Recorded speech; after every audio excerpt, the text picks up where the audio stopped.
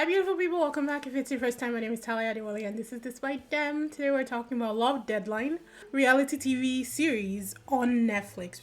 Be sure to do all the right things, like, comment, subscribe, hit that notification bell, and let's just get into it. This will be a review, guys. I can't do one more reaction. I would love to, but I see moving screens in my sleep now. It has to stop.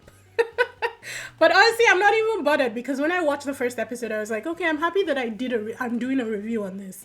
It doesn't necessarily need a reaction. Maybe we will do a reaction to, like, if there's a final choosing or something. I don't really know what the format of the show is, but we'll figure it out as we go. Anywho, let's dive on in. Love Deadline follows follows single men and women who are potentially looking for marriage, women looking for husbands and men looking for wives, while traveling to scenic locales. I did not know that. The only catch is that only the women can propose, and they don't even tell them until they started episode 1, people. So already, things are happening. Let's get into it. So we're introduced to the first 10 people. They start with the women. We have Nona. And they said episode 1, Okinawa. And oh my god, Japan is beautiful. Did I mention that this was Japanese? It is Japanese, people. It is gorgeous. So episode 1, they said Okinawa, 6 days to elimination. We don't know what that meant. They explain it as we go. Nona was first. She's 35 and she's an actress. Anna was second. She's 28 and she works in a foreign company. Anna, cute. Is it Anna? I want to think that it's Anna. Hold on, let me look at my notes. I watched this yesterday, then actually did have a meltdown because my episode 10 reaction video of Marry My Husband, which is arguably the best episode of the entire season, was not working. So I kind of shut down for about 24 hours and now I'm back. We fixed it. It's going to be on my Patreon. So link in the description. Go check it out. Was it Anna? I can't remember. I think it was Anna. Anywho, moving on. Saki, who's 27, is a yoga instructor. Shizuka is 32, a model, and she runs a spa, I believe, or owns a spa. And Sayuri, 29, who is a nurse and a TV personality. And then they roll the guys in. So we meet Kai. Kai, 34, he works in a fun company or runs a fun company, don't remember. Takayuki, 29, is a cosmetic surgeon. Taku, who goes by Okapi, 37, is a model, an actor, and an events manager. I don't know about Okapi, people, but we will find out in due time. Yuta is 30 and I think he works at an IT company. And Yuki is 31. He has his own marketing company. The women were superficial as hell. Not judging. I'm just telling you what I was watching. They were absolutely superficial. Who was it that was like all about money? I think it was Shizuka, the 32-year-old model who runs her own spa or works in the spa. I feel like she might run, I don't know. She was extremely all about the money, people. She said she wants her man to be able to make 200,000 minimum. She doesn't want to suffer. She doesn't want to be poor. They explain it later on, but straight out with the truth. And I can appreciate the honesty. Like, she came out the way and said it the way it was. And if you don't like it, then don't date her. Basically, you know. But all the women had very superficial attributes that they were talking about, if I'm being honest. I think it was Anna. Anna is the really cute. She's a bite-sized cute woman. But I don't know. I'll hold my comments. The men were all down to earth from their first introduction. They all get phones. Men's phones all have black cases. The women have collars. The text comes in. And it says that the first text comes in and tells them that these phones are theirs to use during the experience and they will be used to text their love interest back and forth. Our hosts are Haide Sugu, I hope I said that right, Miyu, and Nana. Miyu is drop dead gorgeous. Nana is cute. I didn't really pay attention to him, if I'm being honest. I saw Miyu and Nana and I was like, oh my god. Wow. They're gorgeous. And I actually like this host. They're very on it. But they are Japanese, so it's very different from the Korean hosts. They are on it. As soon as they see something, they call it. Miyu was like on point, calling people and pointing out people, and I really like her. I'm interested in her commentary throughout this whole thing. First impressions, Nonashi and Saiki are all into Utah. The guys don't really have any first impressions and do not have any favorites of the women. She knows what she wants. So when I say she, Shizuka, maybe I should be saying Shizuka knows what she wants and isn't afraid to say it. She wants a guy who is profitable, who has money, and who will not take her into poverty.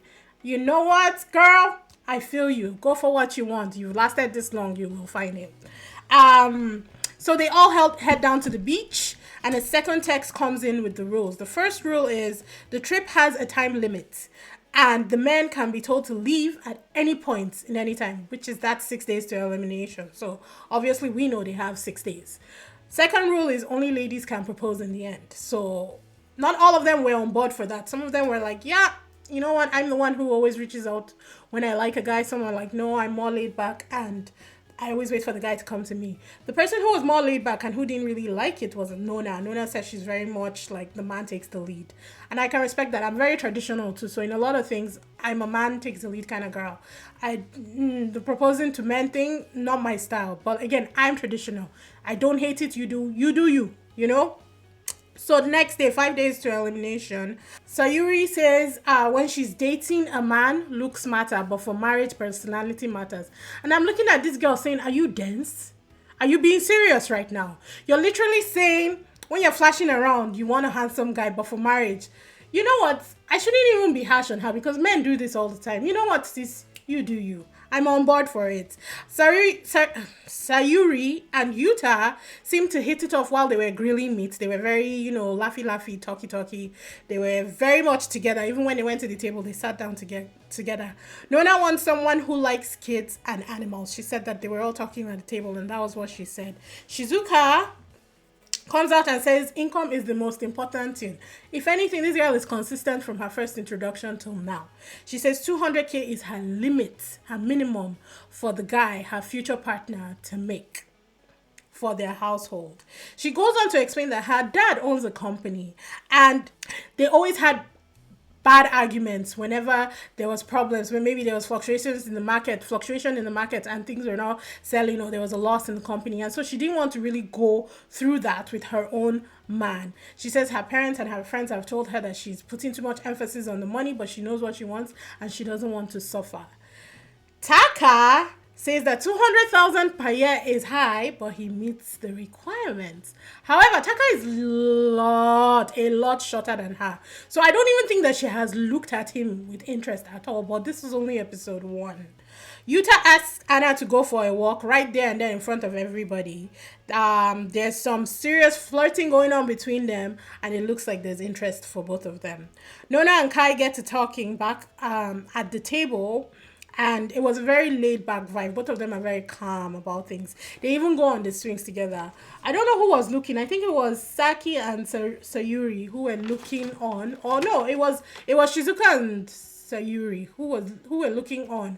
And they just look very jealous about the whole swing situation. Kai sends someone a text to come chat with him. Ends up being Nona, because he's interested in her.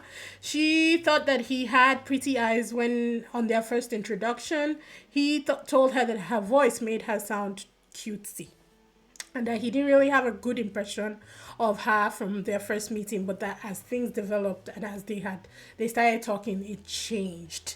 So I don't know if that was the right call, but at least it was honest, you know. He asked about leaving Tokyo with her husband if he had to, go walk abroad or something. And she said it's not a problem, that her priority right now is marriage and a family. So if it means leaving Tokyo behind and going somewhere else, that she's more than happy to do that because she can walk from anywhere, which was a good answer, and it was a true answer.